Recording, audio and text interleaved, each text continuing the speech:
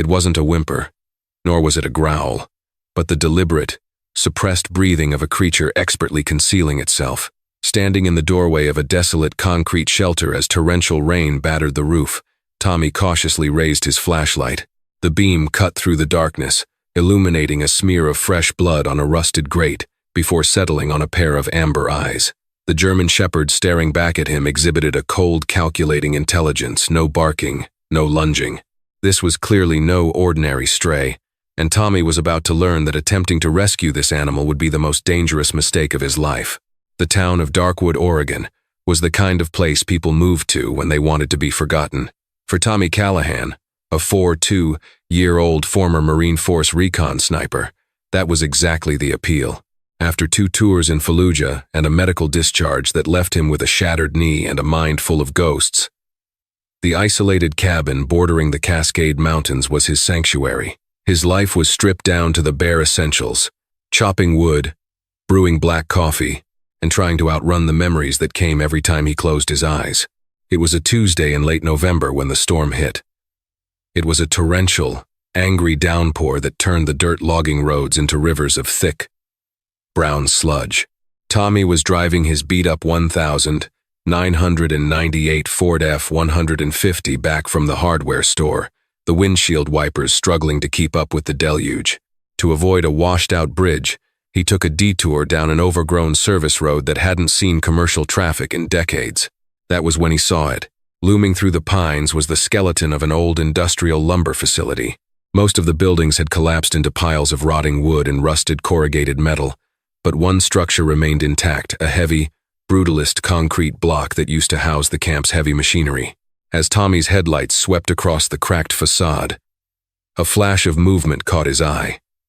It was low to the ground, a shadow slipping through a busted-out iron door. Tommy stopped the truck. Instinct, honed by years of surviving the worst places on Earth, kicked in.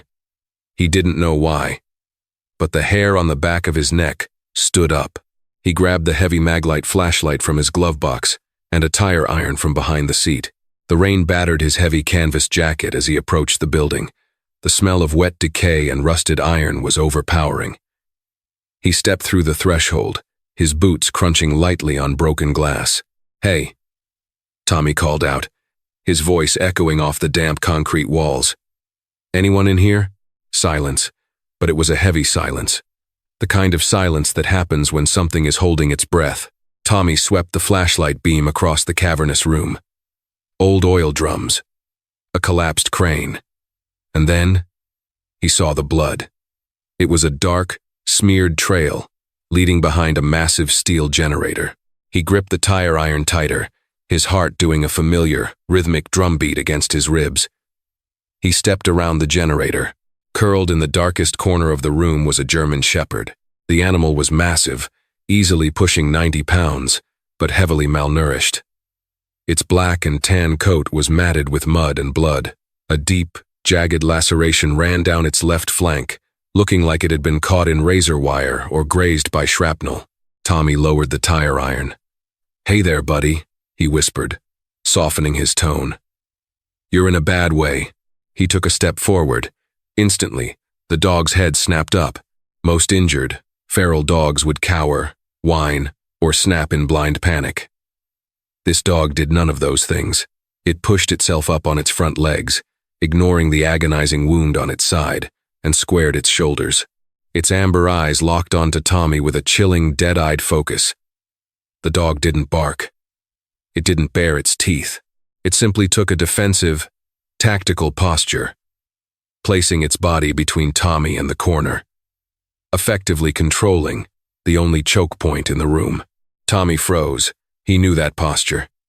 He had seen it 100 times in the dusty compounds of the Middle East. This wasn't a pet. Tommy slowly crouched down, placing the tire iron on the ground and leaving both of his hands visible. He didn't break eye contact, but he softened his gaze. He recognized the frayed, muddy remnants of a harness strapped around the dog's chest. It wasn't a standard pet store collar. It was high-tensile Kevlar webbing with an integrated handle, the kind used for fast roping out of helicopters. "Easy," Tommy breathed.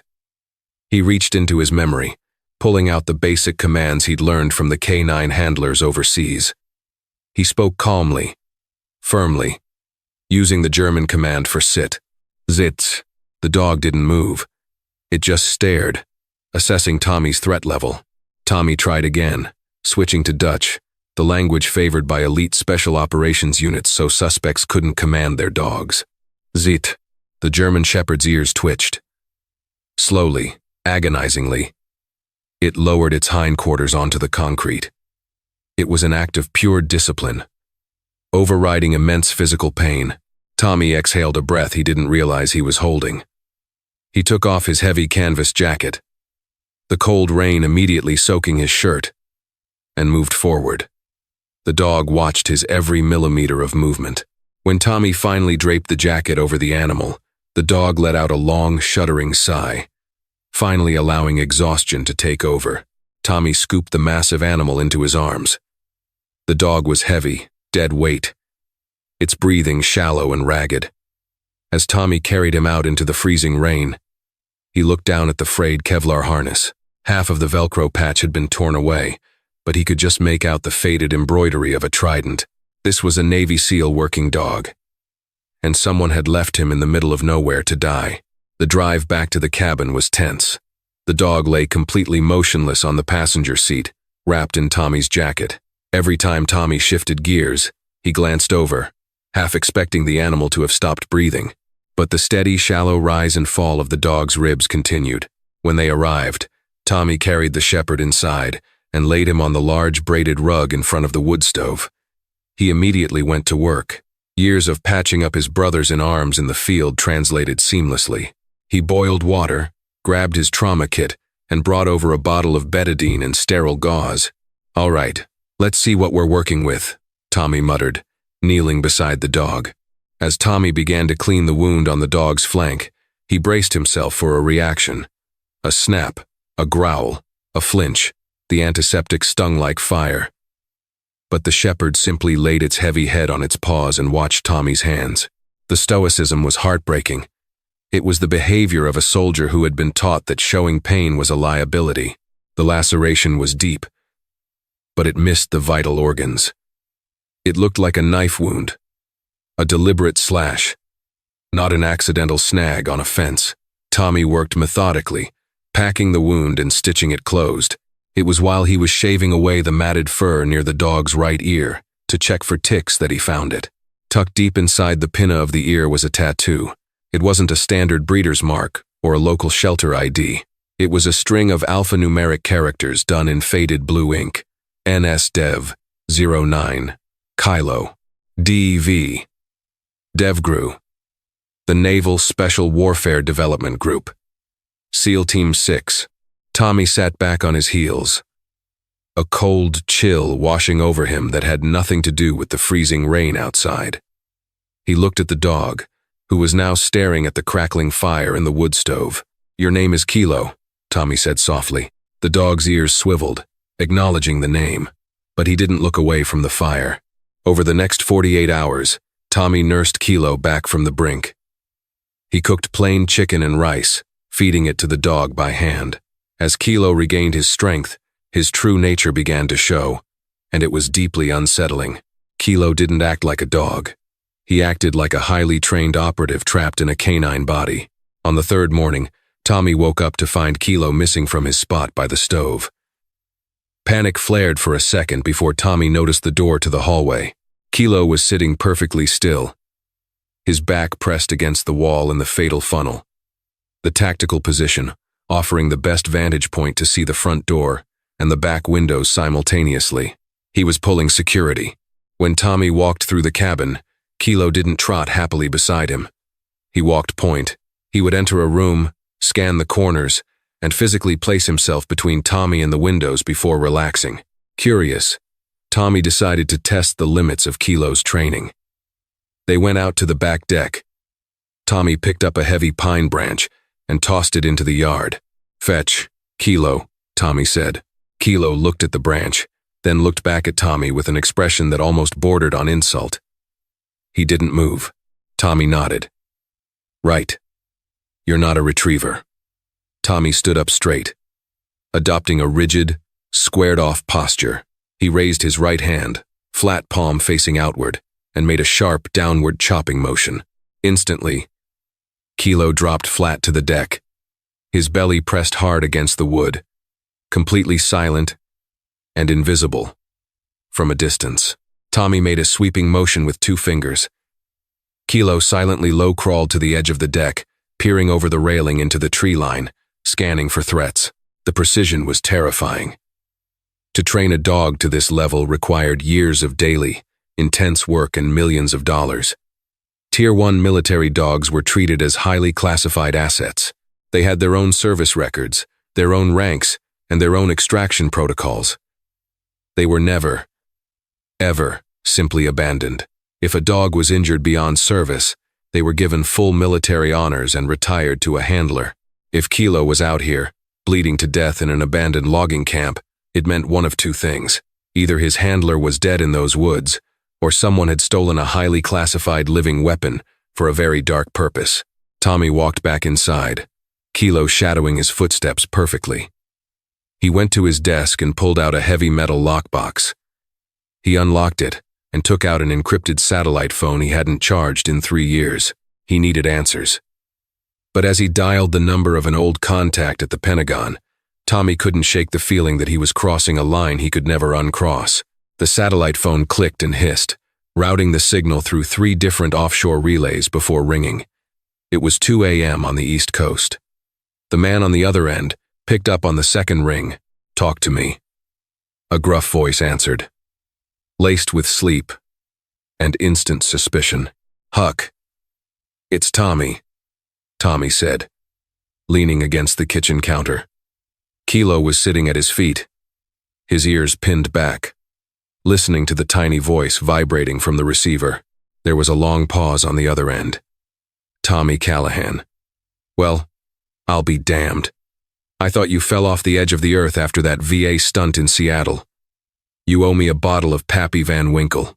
David Huck Finnegan was a logistics coordinator for the Department of Defense. He was the guy who knew where the bodies were buried, where the gear was shipped, and how to read the blacked-out lines on classified manifests. "I'll buy you a whole case, Huck. But I need a favor. A big one." Huck sighed. The sound of a lighter flicking, and a deep inhale echoing through the phone. "Nothing is ever easy with you, Tommy. What do you need? You want me to run a plate? Track a pension? I need you to run an asset tag. High level. How high? Naval Special Warfare. DevGru." The line went dead quiet. When Huck spoke again, the humor was completely gone from his voice. "Tommy, where the hell are you poking your nose? Those guys don't play. You want me to look into Tier 1 inventory? I could lose my pension just typing the query. I wouldn't ask if it wasn't life or death, Huck. Just run this number. Tell me who it belongs to and what its current status is." Tommy read off the tattoo. "NS-DEV 09 Kilo." Tommy heard the clatter of a keyboard on the other end. The minutes stretched on, agonizingly slow. Tommy watched Kilo. The dog had moved away from his feet and was now standing by the back door, the hair along his spine standing straight up.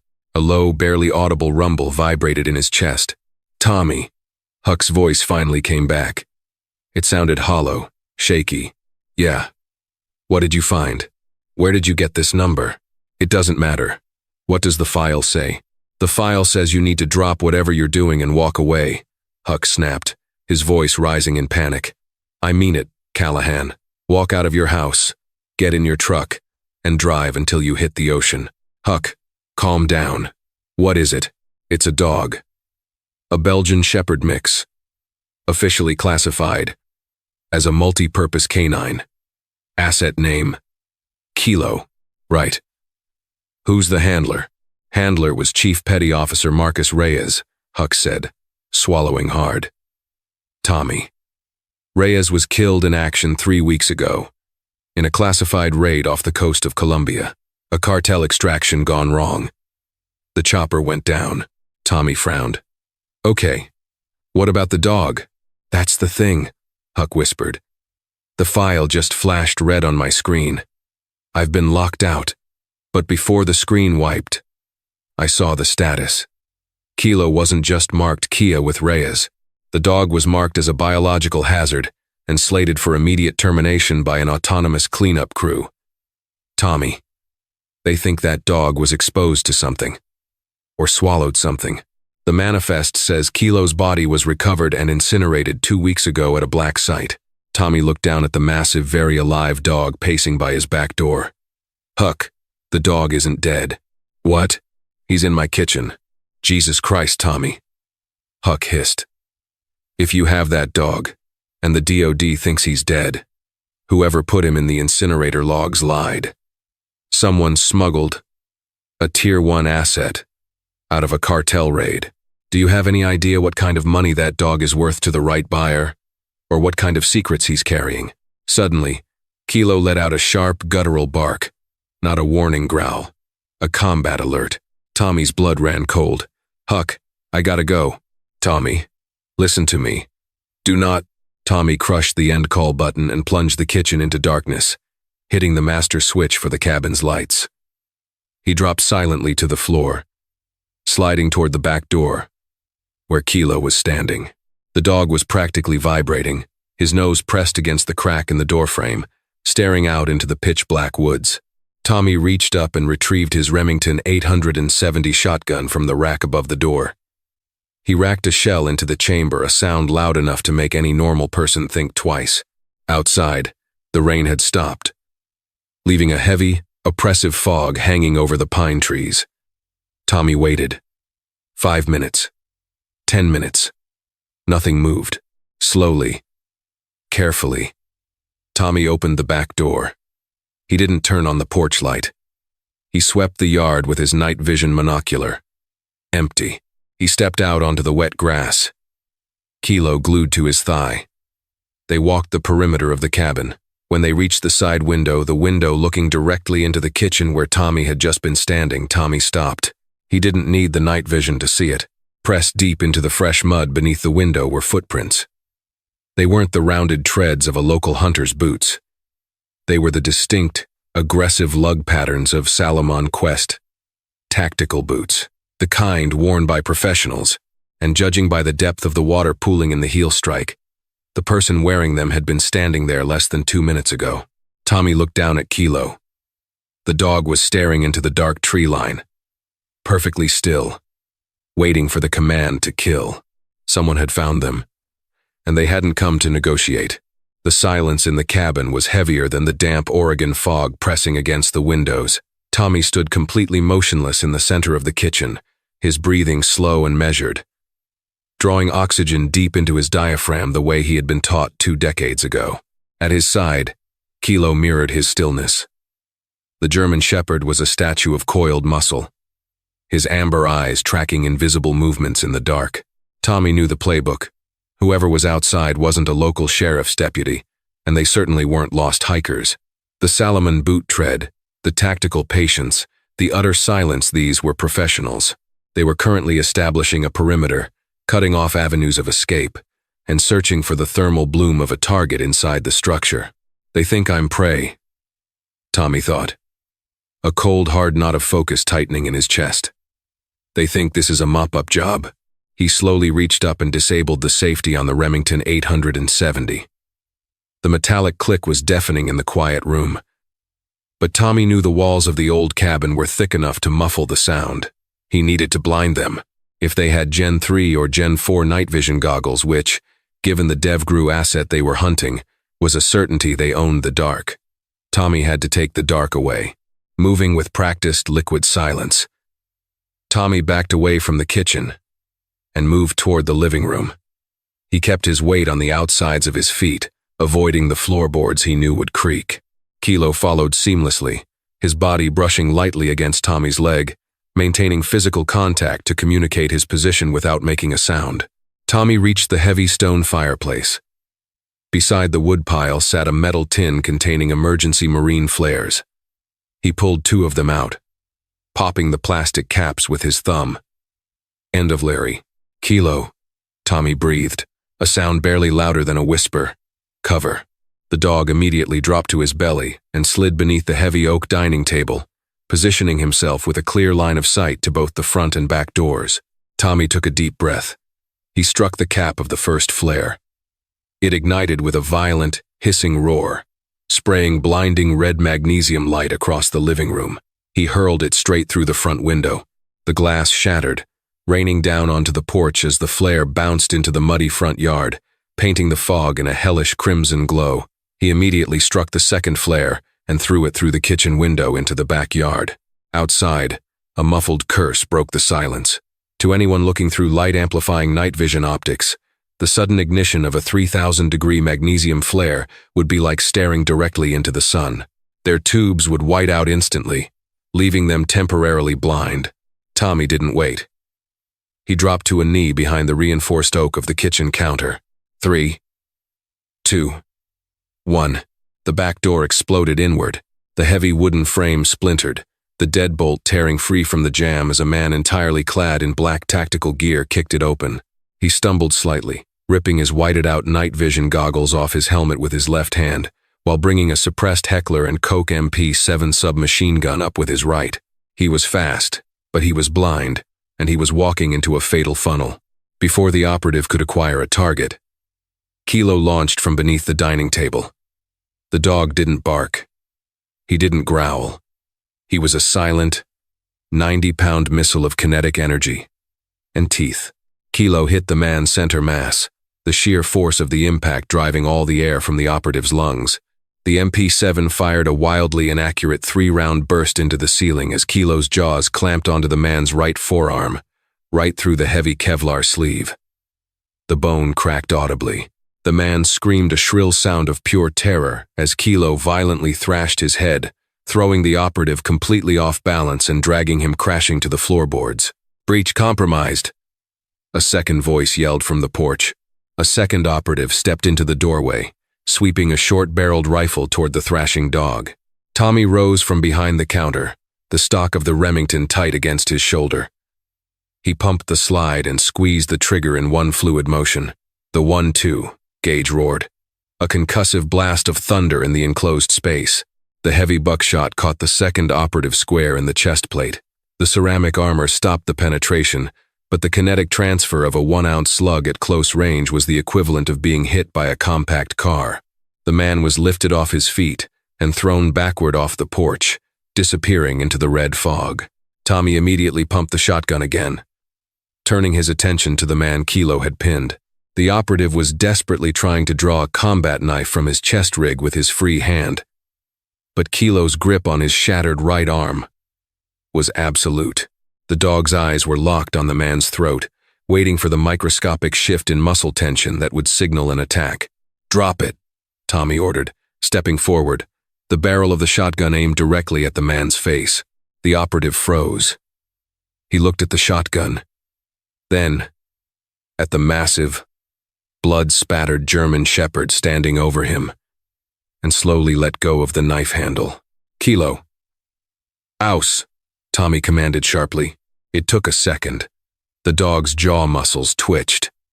The instinct to finish the fight was overwhelming, but the years of Tier 1 conditioning won out. Kilo released the arm and stepped back, placing himself between the operative and Tommy, his chest heaving, blood dripping from his muzzle.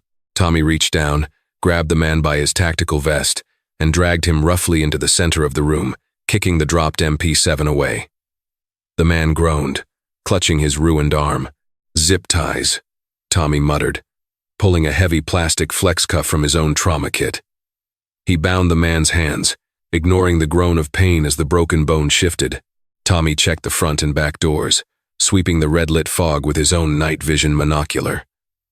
The second man he had shot was gone, leaving a drag mark in the mud. They had retreated. To regroup, they wouldn't make the same mistake twice. Tommy knelt beside the captive. He yanked the black balaclava off the man's head. He was young, maybe late 20s, with a military buzz cut and eyes that darted around the room in a panic. He wore no insignia, no patches, no identifying markers. "You're not government," Tommy said flatly. "You move like private sector. Who holds your contract?" The man gritted his teeth. attempting to project a defiance he clearly didn't feel. "You're a dead man, hillbilly. You have no idea what you just stepped into. We have 30 men descending on this mountain right now." Tommy didn't flinch.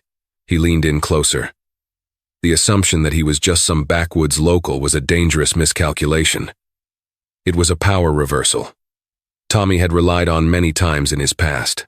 "You look at this cabin, you look at my limp, and you think you're dealing with a civilian who got lucky," Tommy said, his voice dropping to a terrifyingly calm register.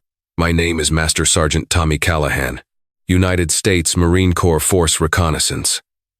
I spent 10 years making people disappear in places where the map is just blank space. You didn't corner a deer tonight, son. You walked into a lion's den." The color drained entirely from the operative's face. The bravado vanished, replaced by the stark, chilling realization of exactly who he was bleeding on the floor in front of. "Who do you work for?" Tommy repeated, tapping the hot barrel of the shotgun against the man's ceramic chest plate.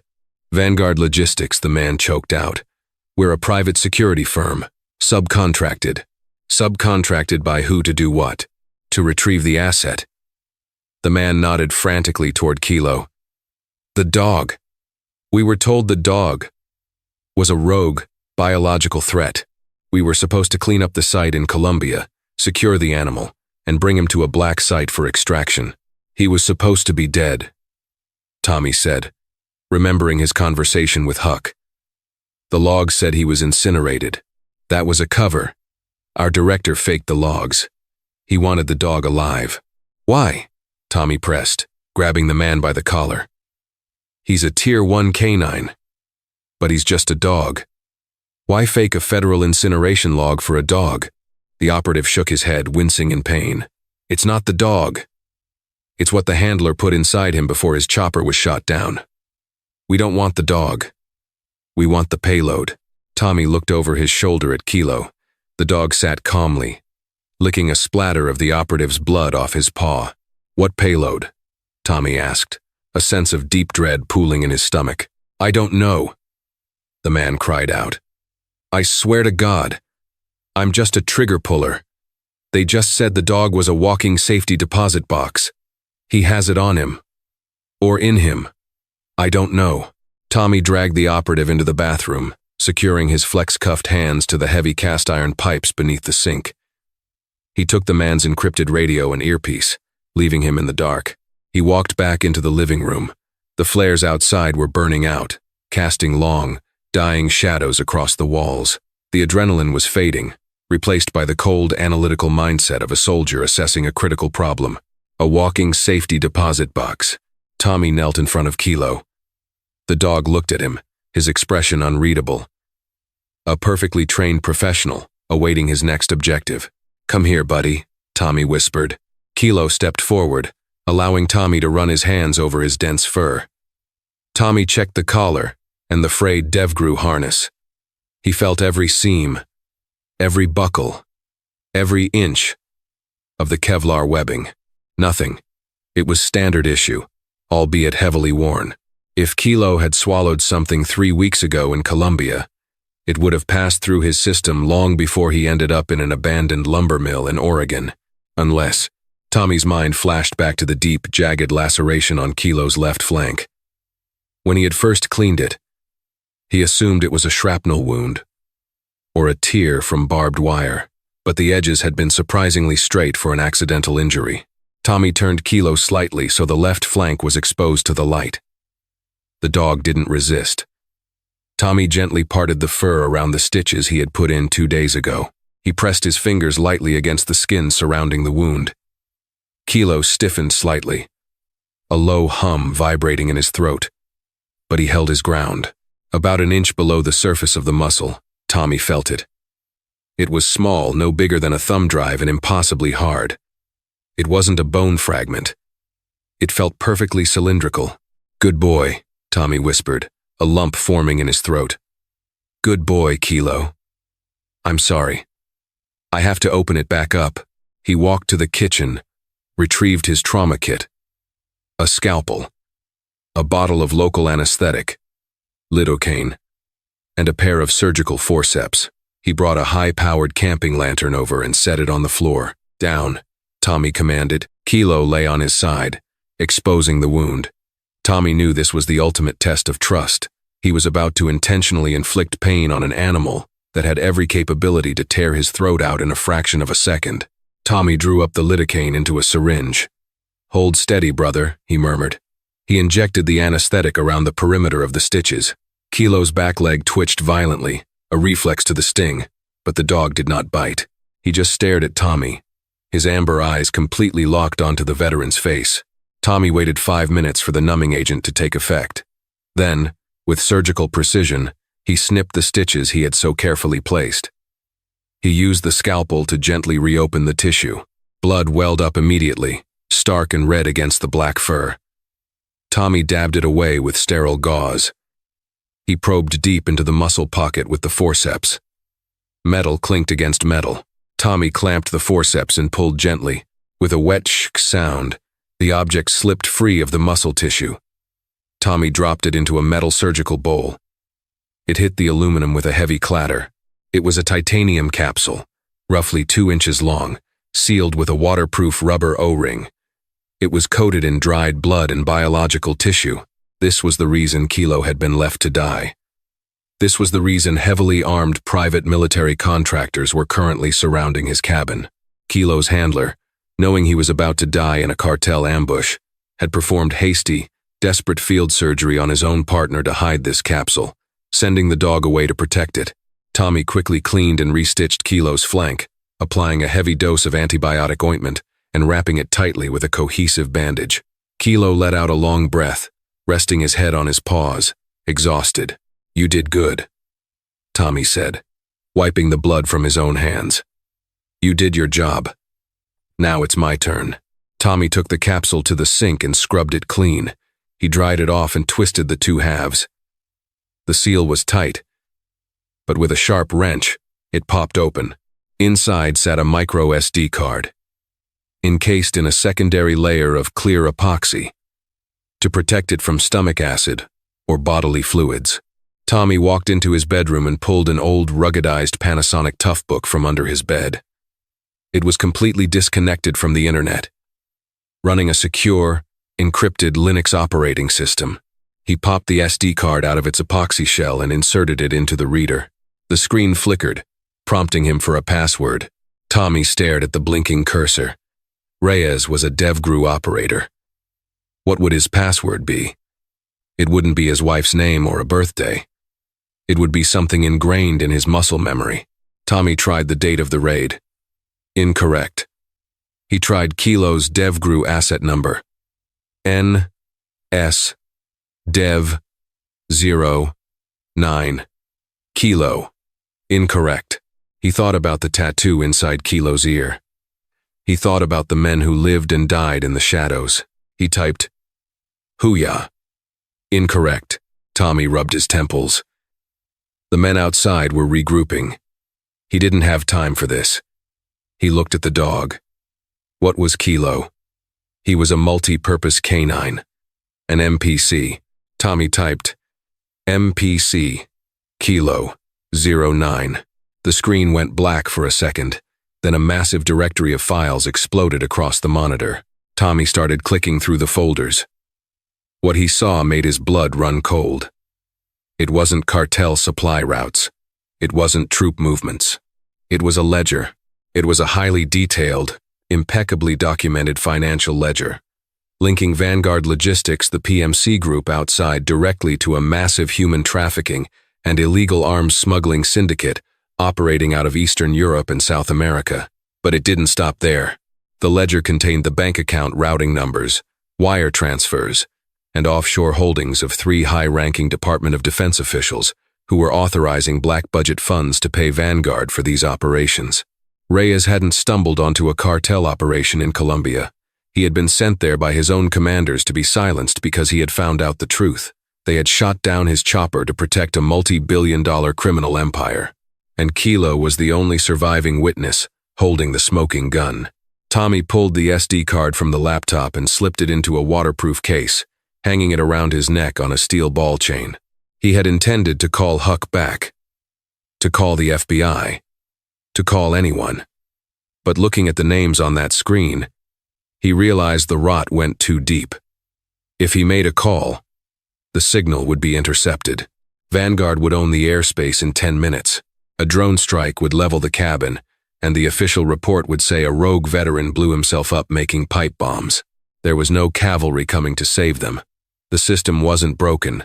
It was functioning exactly as it was designed to, protecting the monsters at the top. If Tommy wanted justice for Reyes, for Kilo, and for himself, he was going to have to deliver it personally. He looked at Kilo. The dog was standing now, despite the fresh stitches. His ears were swiveled toward the front window. The low, guttural rumble had returned to his chest. "They're coming back," Tommy said. Tommy didn't feel fear anymore. The cold, mechanical switch in his brain that he had tried to permanently shut off when he left the Marine Corps flipped back on. He was no longer Tommy Callahan, the broken, isolated lumberjack. He was the ghost of Fallujah, and these corporate mercenaries were about to find out what hard karma looked like. Tommy moved through the cabin with terrifying efficiency. It was time to burn the house down. Literally. He went to the utility closet and dragged out 3 20-pound propane tanks he used for his winter heaters. He placed one in the center of the living room, one in the kitchen, and one near the front door. He opened the valves on all 3. The sharp, unmistakable hiss of escaping gas filled the air, accompanied by the heavy smell of rotten eggs. He retrieved a block of tannerite, a binary explosive used for target practice, from his gun safe. He mixed the catalyst pellets into the aluminum powder, creating a high-velocity explosive charge. He taped the block directly to the propane tank in the living room. He wasn't going to fight 30 men in a siege. That was suicide. He was going to turn his sanctuary into a massive thermobaric bomb, let them breach, and then blow them to kingdom come from a distance. "Let's move." "Kilo," Tommy ordered. He grabbed his heavy canvas coat, his night vision monocular, extra shells for the shotgun, and his customized M1000 911 sidearm. He strapped his tactical rig over his chest. He looked like the man he used to be. They moved to the bathroom where the Vanguard operative was still chained to the pipes. The man looked up, his eyes widening in terror as he smelled the propane filling the cabin. "What are you doing?" the operative choked out, struggling violently against the flex cuffs. "You're going to blow the house. You can't leave me here." "That's a war crime." Tommy stared down at him. "You're an unregistered mercenary operating illegally on U.S. soil to cover up human trafficking. You don't get Geneva protections." Tommy pulled a set of bolt cutters from his tool bag and snapped the chain holding the operative to the pipe. He didn't cut the zip ties binding the man's hands. "Get up," Tommy commanded. "You're walking out the back door. You walk straight into the woods. If you turn around, I shoot you. If your boys shoot you in the fog, that's your problem. Go." The operative scrambled to his feet, clutching his broken arm, and sprinted out the shattered back door, vanishing into the darkness. Tommy didn't care if the man warned the others. It would only draw them closer to the cabin, making them think Tommy had fled in a panic. Tommy and Kilo slipped out the side window, moving silently into the thick pine forest bordering the property. They climbed a steep embankment about 200 yards away, settling behind a massive, moss-covered boulder that offered a perfect vantage point of the cabin below. The rain started again, a cold, miserable drizzle that helped mask their scent and sound. Tommy lay in the prone position, the Remington 870 resting on the rock. He pulled his sniper data book from his memory. He didn't have his long rifle, but he had something better. He pulled a small remote detonator from his tactical rig, a remnant from his days clearing IEDs, modified to trigger a blasting cap he had wired to the tannerite. Through his night vision monocular, the woods below began to glow with thermal signatures. The operative hadn't been lying. They hadn't brought 30 men, but Tommy counted at least 14 distinct heat signatures moving in a highly coordinated, tactical sweep through the trees. They were using hand signals, moving in leapfrog bounding overwatch. They were elite, but they were arrogant. They reached the perimeter of the clearing. 4 men stacked up on the front porch, 4 more stacked on the back door. The rest fanned out to cover the windows. They thought they had him boxed in. They thought the hissing sound inside was a broken pipe from the earlier firefight. They didn't realize they were standing in a giant, wooden gas chamber. Tommy watched the lead man on the front porch raise a breaching shotgun. "Wait for it," Tommy told himself, slowing his heart rate. "Let them commit." The breacher blew the hinges off the front door. The four-man team swarmed inside, their flashlights cutting through the thick, gas-heavy air. The back team breached simultaneously, flooding the kitchen. 8 men inside the kill box, 6 men directly in the blast radius outside. Tommy looked down at Kilo. The dog was watching the cabin intently. "For Reyes," Tommy whispered. He thumbed the safety off the detonator and squeezed the trigger. The explosion was catastrophic. The tannerite charge detonated with a blinding, white-hot flash of concussive force, instantly igniting the hundreds of cubic feet of propane gas filling the cabin. The resulting thermobaric shockwave didn't just burn the cabin, it vaporized it. The roof was lifted 50 feet into the air before disintegrating into a shower of burning splinters. The walls blew outward, a tidal wave of fire and kinetic energy that obliterated the operatives inside and threw the men outside into the tree line like broken dolls. The sound was a physical blow, a deafening roar that shook the earth beneath Tommy's chest. The fog instantly burned away, replaced by a towering pillar of orange flame illuminating the mountainside. For a long moment, there was nothing but the sound of roaring fire and falling debris. Tommy didn't celebrate. He simply unshouldered the shotgun and stood up. The syndicate wasn't dead. Vanguard Logistics was a hydra, and he had just chopped off one small tactical arm. When they realized their strike team had been wiped out, they would send an army. They would freeze his bank accounts, label him a domestic terrorist, and hunt him to the ends of the earth. But they had made a fatal error. They had forced him out of retirement, and they had given him the most dangerous partner on the planet. Tommy looked down at Kilo. The German shepherd stood up, shaking the rain from his coat, the firelight reflecting fiercely in his amber eyes. "We can't stay here, buddy," Tommy said, adjusting the strap of his shotgun. "We have a long walk ahead of us, and we have a lot of people to cross off a list." Kilo didn't bark. He just stepped forward, taking the point position, leading the veteran deep into the dark, rain-soaked wilderness. The hunt had just begun. The glow of the burning cabin painted the low-hanging clouds a bruised purple as Tommy and Kilo pushed deeper into the jagged expanse of the Cascade Range. They moved with a synchronized, brutal efficiency. Tommy's shattered knee, held together by titanium pins and sheer willpower, throbbed with a sickening rhythm, but the pain was a familiar companion. It kept him sharp. Ahead of him, Kilo was a shadow slipping through wet fern and decaying cedar, instinctively pausing at every ridge to scan the tree line before signaling Tommy forward with a flick of his ears. They hiked for 14 hours straight, covering 20 miles of unforgiving alpine terrain until they crossed the state line. Tommy didn't head for a motel or a bus station.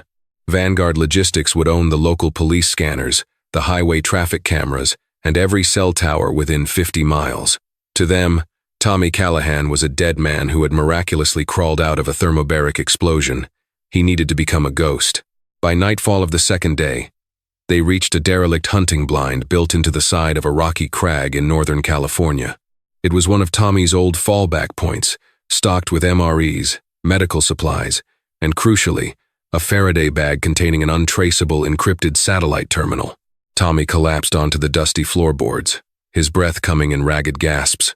He tossed a foil packet of beef stew to Kilo, who tore into it with the disciplined hunger of a soldier who didn't know when his next meal would come. Tommy pulled the micro SD card from the ball chain around his neck. The tiny square of plastic felt heavier than a gold brick. He booted up the satellite terminal, routing his connection through a dozen proxy servers bouncing from servers in Reykjavik to Taipei, before finally establishing a secure line. He didn't call the Pentagon.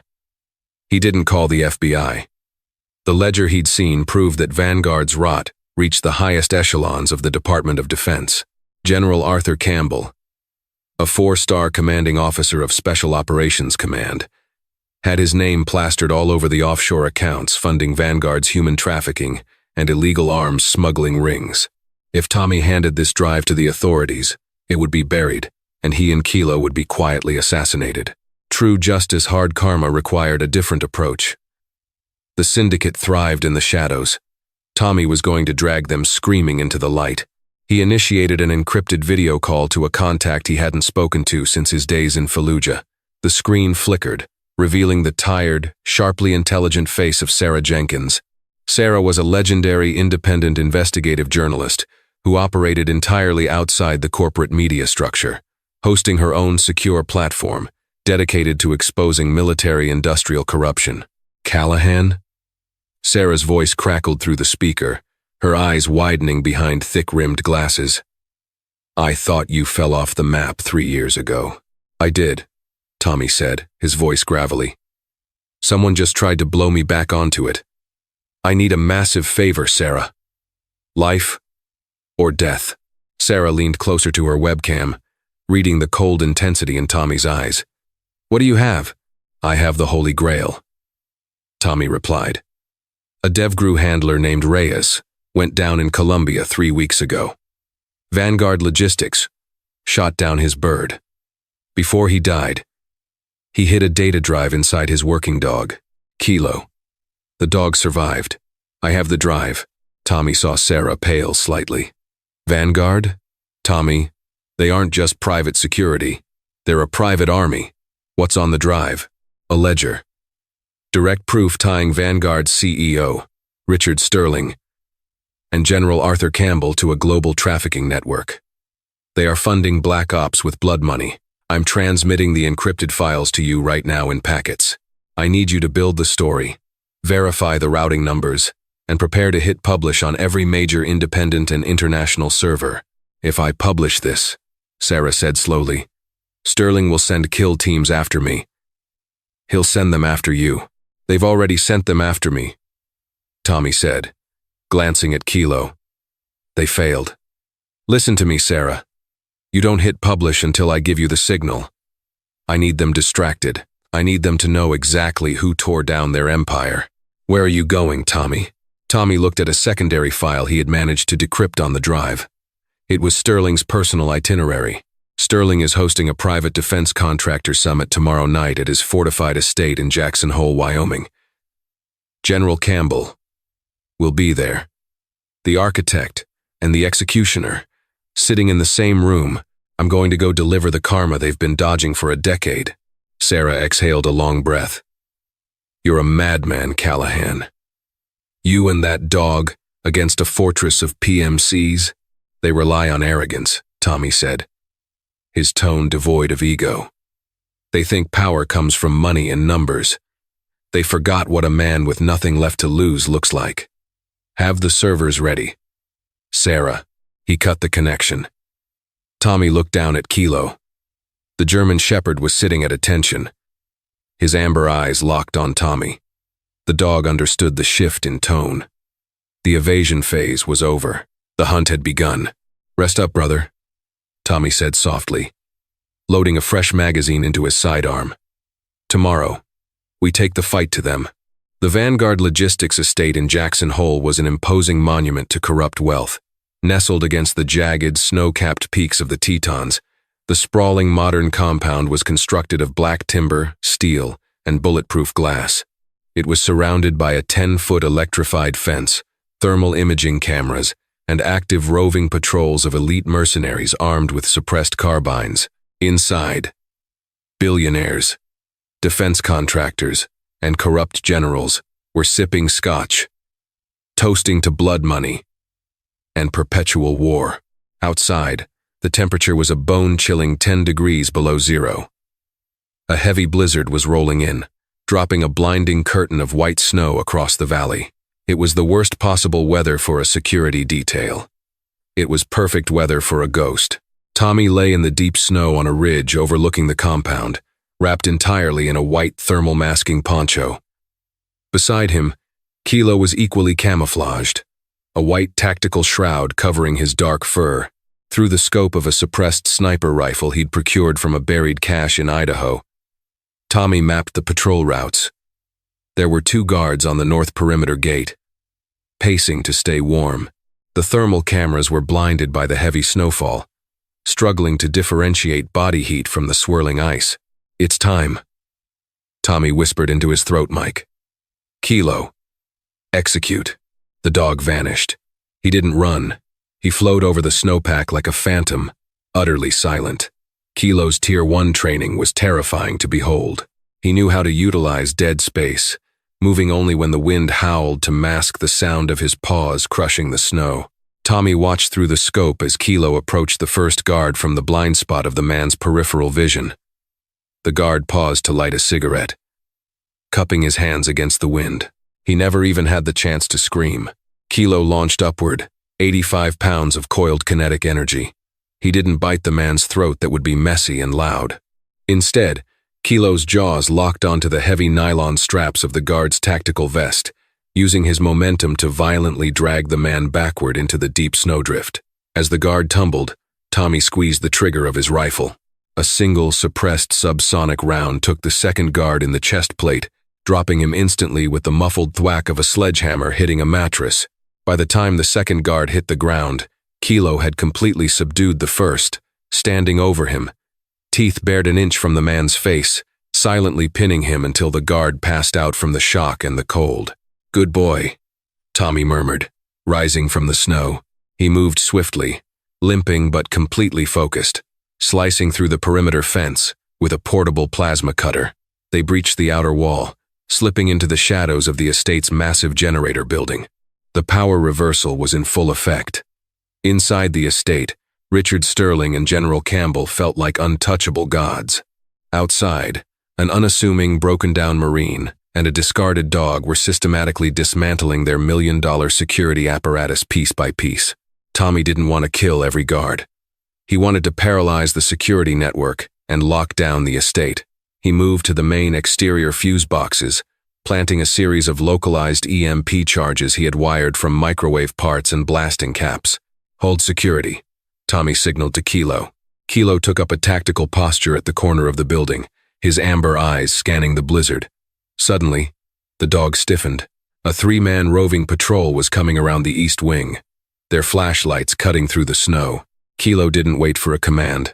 He understood the objective. To protect Tommy while he planted the charges, Kilo became a distraction. The dog darted out from the shadows, letting out a single sharp bark before ducking behind a row of snow-covered luxury SUVs. "Movement," one of the guards yelled, swinging his rifle around. "I got a visual. Looks like a wolf. Don't shoot unless it charges, you idiot. You'll wake the VIPs, the squad leader hissed. "Spread out. Flush it." The three men moved between the vehicles. They were expecting a wild animal. They were not expecting a DevGru operator in a fur coat. As the lead guard stepped past a Range Rover, Kilo struck from underneath the chassis, sweeping the man's legs out from under him. The guard hit the icy asphalt hard, his rifle clattering away. Before the other two could react, Kilo bounded over the hood of the SUV, vanishing into the blizzard again. "Where is it?" The second guard panicked, spinning in circles. "Forget the dog. Secure the perimeter," the squad leader yelled, but it was too late. Tommy pressed the detonator. With a series of sharp, electronic cracks, the EMP charges blew. The entire estate plunged into absolute darkness. The exterior floodlights shattered. The thermal cameras died. The electronic locks on all the exterior doors failed, defaulting to a dead-bolted lockdown state. Inside the mansion, the music abruptly stopped. A chorus of confused, angry voices echoed through the bulletproof glass. Panic. It was the great equalizer. The billionaires and the corrupt generals were suddenly trapped in a pitch-black box in the middle of a freezing wilderness. Tommy and Kilo slipped through a shattered side entrance, moving into the lower levels of the estate. The backup generators hummed to life, casting an eerie, dim red emergency light down the long, modern hallways. "They're blind," Tommy whispered, checking his sidearm. "Let's go introduce ourselves." The estate's panic room was located beneath the main study, a titanium-reinforced bunker designed to withstand a direct missile strike. When the lights went out, Vanguard CEO Richard Sterling and General Arthur Campbell had immediately retreated to it, surrounded by a detail of 4 heavily armed personal bodyguards. They thought they were secure. They didn't realize the system had been compromised from the inside out. Tommy didn't try to blow the titanium door. Instead, He hacked the estate's internal server room down the hall. He tapped into the closed-circuit communication network that linked the panic room to the outside world. He pulled out his satellite phone and sent a single text message to Sarah Jenkins. "Burn them. 1,000 miles away." Sarah hit the enter key. The encrypted ledger, the offshore bank accounts, the emails ordering the strike on Chief Reyes's helicopter, everything flooded onto the servers of the New York Times, the Washington Post, WikiLeaks, and the direct email inboxes of the Senate Armed Services Committee. The data was decentralized. It could never be erased. Inside the panic room, Richard Sterling, a man whose bespoke suits cost more than Tommy's childhood home, stared furiously at the emergency monitor. Suddenly, the screen flickered, replacing the Vanguard logo with a live feed from the server room. Tommy Callahan stared into the camera, his face smeared with camouflage paint, Kilo sitting dutifully by his side. "Sterling. Campbell." Tommy's voice echoed from the panic room speakers, cold and completely devoid of mercy. General Campbell stepped forward, his chest covered in unearned medals. "Who the hell are you? Do you have any idea what you've done? You are a dead man. You're right about one thing." "General," Tommy replied smoothly. "Tommy Callahan died a long time ago. Chief Reyes died 3 weeks ago in the jungle, because you ordered a hit on your own men to protect a human trafficking ring. But you made one fatal mistake." Tommy panned the camera down to Kilo. "You left the dog." Sterling pushed the general aside, his voice dripping with venom but laced with a sudden dawning terror. "Listen to me, whoever you are. Every man has a price. You breached my server. You want money? I have millions in untraceable crypto. Name your price. Just walk away." It was the ultimate insult. The exact kind of arrogant corruption Tommy despised. They thought social justice and vengeance were commodities that could be bought and sold. "My price," Tommy said quietly, "is hard karma." Tommy hit a sequence on the keyboard. He didn't just upload the files to the press. He uploaded the estate's exact GPS coordinates to the FBI's hostage rescue team and the Department of Justice, flagging it as an active terrorist compound. But Tommy wasn't going to let them wait comfortably for the authorities. "Your biometric locks are wired to this server," Tommy said. "I'm locking the panic room door from the outside. You are trapped in that box, and in about 10 minutes, 24 federal helicopters are going to swarm this valley. They have the ledger. They have the wire transfers. The world knows exactly what you are." "You can't do this," Sterling screamed, slamming his fists against the titanium door. "We own the judges. We own the courts. You own nothing," Tommy corrected. "You're just a couple of old men in a cage." Tommy destroyed the server console with the butt of his shotgun, severing the connection permanently. The red emergency lights flashed rhythmically. The sirens in the distance were already beginning to wail over the howling blizzard, the sound of federal choppers closing in fast. Tommy walked out of the server room. The remaining Vanguard PMCs in the compound were scattering, abandoning their posts as the realization hit that their employer had just been exposed as a global war criminal. Mercenaries fought for paychecks, not for a lost cause. Tommy and Kilo walked out the shattered front doors of the estate. The blizzard was beginning to break, the heavy snow giving way to a crisp, freezing dawn. The sky was bleeding a pale, bruised purple. They didn't look back. They moved into the tree line, fading into the alpine forest, just as the first black FBI Blackhawks swooped down into the valley. Searchlights cutting through the remaining snow. Tommy stopped at the crest of the ridge. His knee was burning in agony, his body bruised and exhausted. But for the first time in over a decade, the suffocating weight in his chest was gone.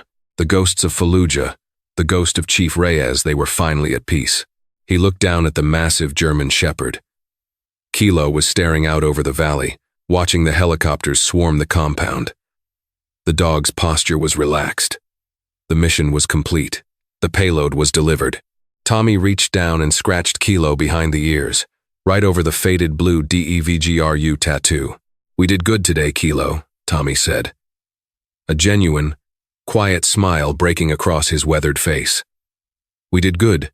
Kilo leaned his heavy head against Tommy's thigh, letting out a long, contented breath. And together, they had brought down an empire. They turned away from the rising sun, walking deeper into the wilderness. They had no home, no destination, and a whole lot of map to cover. But Tommy Callahan wasn't running anymore.